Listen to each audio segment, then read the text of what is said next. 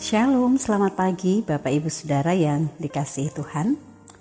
Piye kabare? Tidak terasa kita sudah hampir ada di penghujung 2021. Wow, waktu terasa cepat berlalu dan kita masih ada di dalam begitu banyak pergumulan yang Tuhan izinkan dalam hidup kita. Hari ini kita akan ada di dalam perenungan majulah terus bersama dengan Tuhan.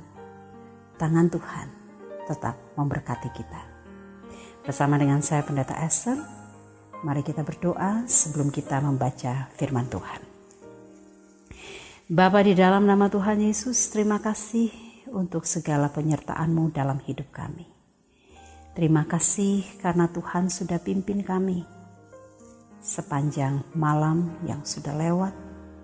Dan ketika kami Engkau sapa dengan pagi-Mu, Engkau sapa dengan udara yang baru dan bersih untuk kami hirup dan kami bernafas. Itu berarti bagi kami, iman kami terbangun di dalam Engkau, hati kami penuh dengan pengharapan bahwa janji berkat Tuhan bagi kami hari ini tetap menjadi bagian kami. Kami rindu Tuhan memberkati kami untuk masuk di dalam kebenaran firman-Mu. Biarlah di dalam kebenaran firman-Mu kami menemukan terang, kami menemukan keberanian untuk melangkah ke depan. Apapun yang ada di hadapan kami, Tuhan, tolong kami tetap fokus kepada Tuhan. Kami tetap mendengar suara-Mu dan kami tetap mau melakukan firman-Mu dalam hidup kami. Bersabda, berfirmanlah, kami sudah siap, bahkan rindu untuk mendengarkannya. Di dalam nama Tuhan Yesus kami berdoa. Amin. Bapak Ibu Saudara yang terkasih dalam Tuhan, kitab Keluaran pasal 14 ayat 15. Satu ayat saja kita baca untuk pagi ini. Berfirmanlah Tuhan kepada Musa, mengapakah engkau berseru-seru demikian kepadaku?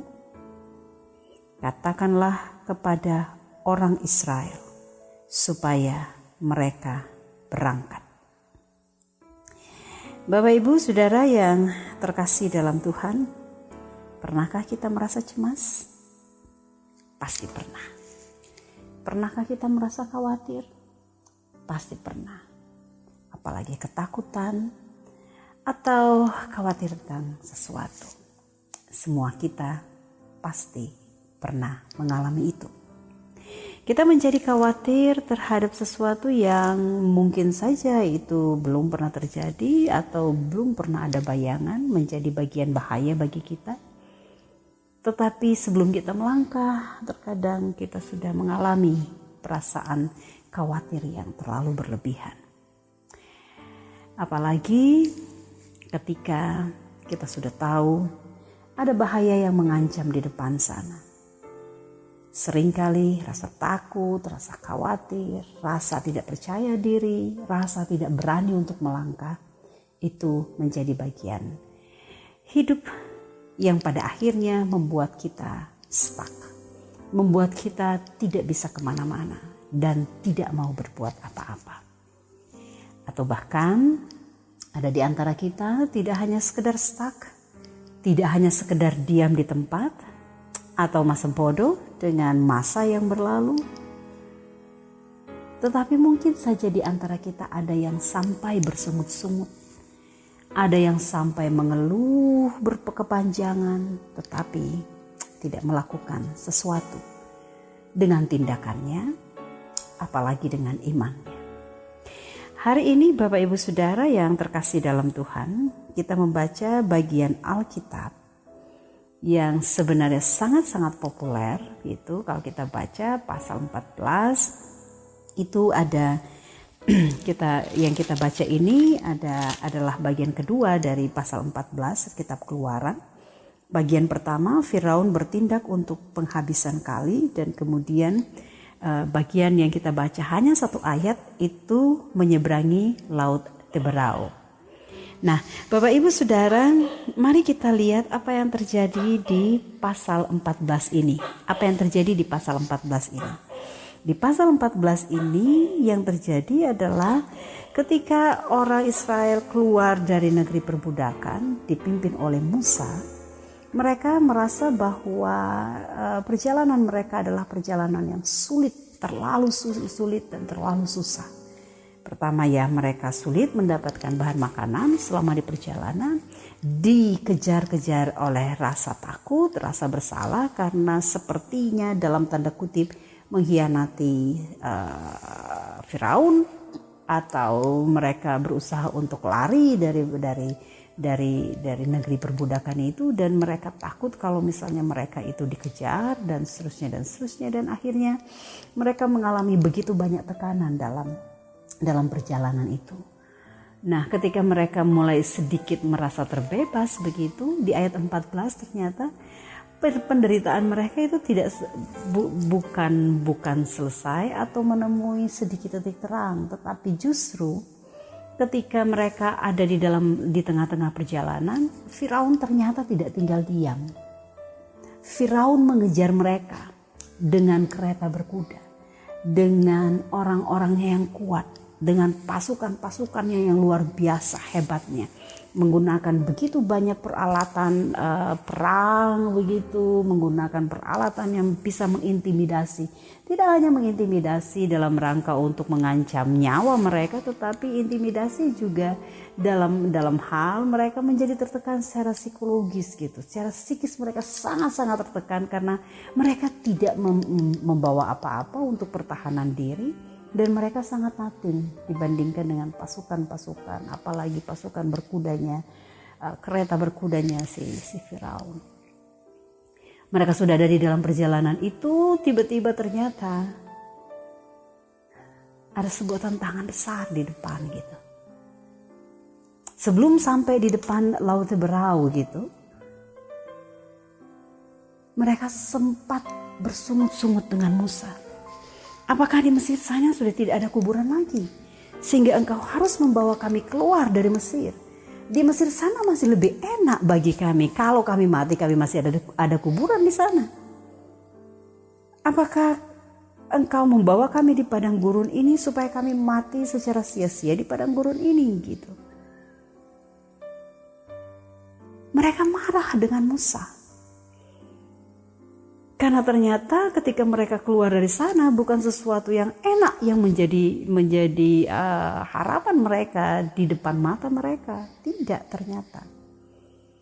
ternyata di depan mereka itu adalah tantangan, di depan mereka itu adalah ancaman.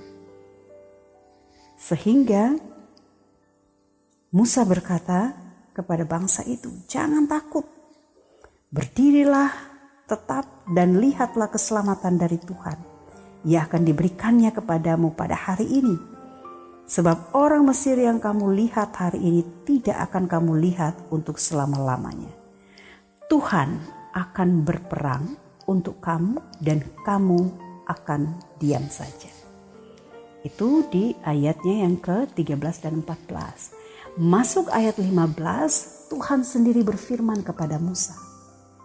Jadi walaupun bangsa Israel itu ada di dalam sungut-sungut, tetapi Musa tetap percaya kepada Musa tetap menggantungkan rasa percayanya itu kepada Allah yang hidup. Kepada Allah yang sudah memanggilnya dengan bangsa itu gitu. Yang memberikan jaminan keselamatan dalam perjalanan mereka. Dan di ayat 15 yang kita baca di situ adalah Tuhan berfirman kepada Musa, mengapakah engkau berseru-seru demikian kepadaku? Jadi ada pengeluhan dari Musa. Musa berseru kepada Tuhan, katakanlah kepada orang Israel. Beginilah kata firman Tuhan, katakanlah kepada bangsa Israel, kepada orang Israel, supaya mereka berangkat. Bapak Ibu Saudara yang terkasih dalam Tuhan, kita tahu selanjutnya dari cerita ini. Ia membawa tongkat di tangannya, ia mengangkatnya, dan dengan apa yang difirmankan oleh Allah kepadanya, ia melakukannya, dan laut itu pun terbelah dan mereka bisa melewati tantangan dan ancaman yang luar biasa. Nah saudara, iman kita sebesar apa gitu? Seberapa besar kita menggantungkan harapan kita kepada Allah? Apakah hanya ketika kita ada ancaman, ketika jiwa kita terancam?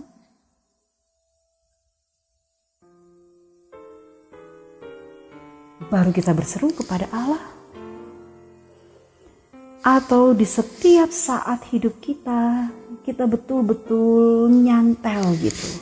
Betul-betul bergantung kepada Allah. Kita harus tetap melatih iman kita untuk tetap percaya kepada Allah. Apapun keadaan hidup kita. Sehingga ketika kita ada di dalam perjalanan, apapun yang ada di depan kita, apakah itu ancaman, apakah itu berkat, apakah itu kelimpahan atau pergumulan, tawa atau air mata, pastikan Tuhan hadir di sana. Pastikan Tuhan hadir dalam hidup kita. Kita tidak akan pernah bersungut-sungut dengan apa yang diizinkan Allah dalam hidup kita. Tetapi kita bisa merayakan hidup. Karena walaupun laut Teberau ada di depan kita, jika kuasa Allah menjadi bagian hidup kita, maka keselamatan, sukacita dan damai sejahtera menjadi bagian hidup kita. Kita tidak tahu apa yang ada di depan kita. Kita tidak tahu apa yang akan terjadi 1 detik setelah ini.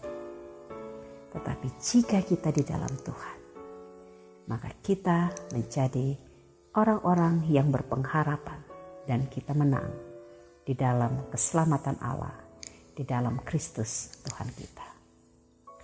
Tuhan memberkati kita, Tuhan menolong kita, tetaplah merayakan iman bersama dengan Tuhan.